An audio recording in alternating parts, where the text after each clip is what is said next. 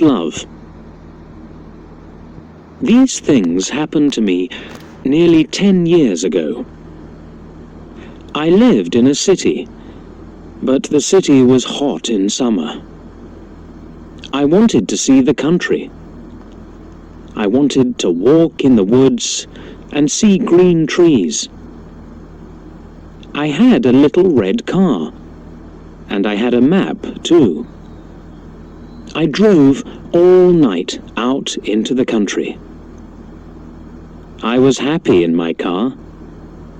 We had a very good summer that year. The country was very pretty in the early morning. The sun was hot, and the sky was blue. I heard the birds in the trees. And then my car stopped suddenly. What's wrong? I thought. Oh dear, I haven't got any petrol. Now I'll have to walk. I'll have to find a town and buy some petrol. But where am I? I looked at the map. I wasn't near a town. I was lost in the country. And then I saw the girl.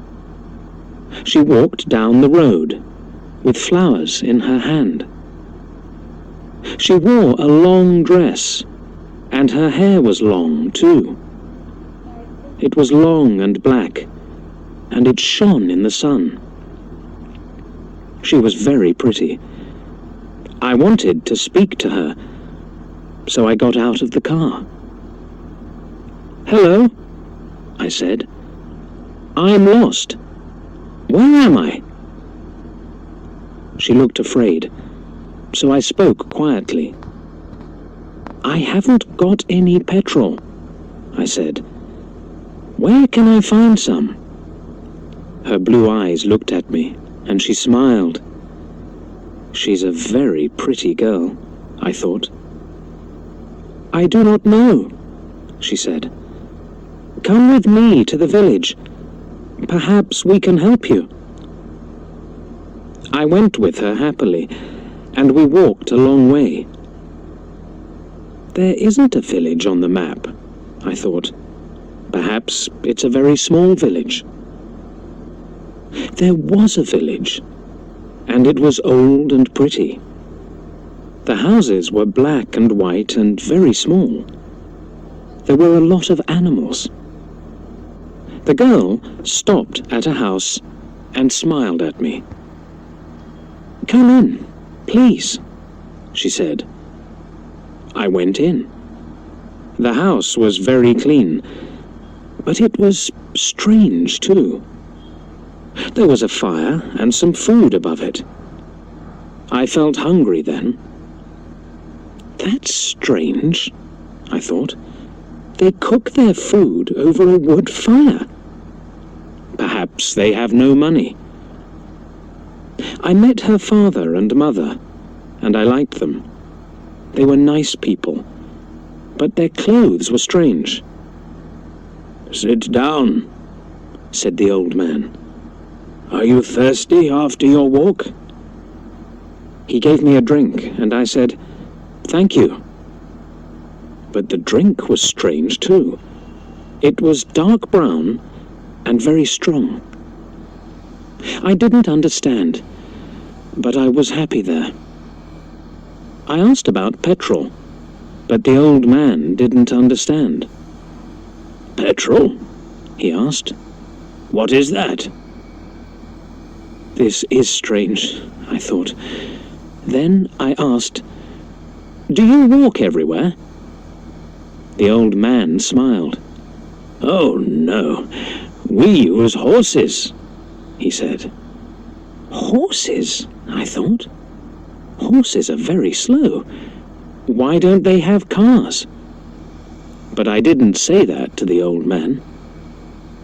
I felt happy there. I stayed all day, and I ate dinner with them that evening. Then the girl and I went out into the garden. The girl's name was Mary. "This is nice," she said. "We like having visitors. We do not see many people here." We spoke happily. She was very beautiful. But after a time, she began to talk quietly, and her face was sad. "Why are you sad?" I asked her. "I cannot tell you," she said. "You are only a visitor here. We have to say goodbye tonight. You have to go now." I didn't understand. I loved her. I knew that. And I wanted to help her. Why did I have to go? But Mary said again, in a sad voice, "You have to go. It is dangerous here." So I said, "I'll go to the next town and find some petrol. Then I'll come back." She didn't speak. "I love you, Mary," I said, "and I'll come back to you. You won't stop me." She said goodbye to me at the door. Her face was very sad, and I was sad too. I didn't want to go. It was midnight. The night was very dark, but I walked and walked. I was very tired when I saw the lights of a town. I found some petrol, and then I asked the name of the village. But the man at the garage gave me a strange look. "What village?" he asked. I told him about the village. I told him about the old houses and the people with strange clothes. Again, he gave me a strange look. He thought, and then he said, "There was a village there, but it isn't there now. There are stories about it. Strange stories." "What do people say about it?" I asked. He didn't want to tell me, but then he said, "There was a big fire in the village. Everybody died. There aren't any people or houses there now." "How did it happen?" I asked. "And why?" "Oliver Cromwell killed them," he said. "He was angry with the villagers because they helped the king in the war." I couldn't speak. This isn't right, I thought. That war happened 350 years ago.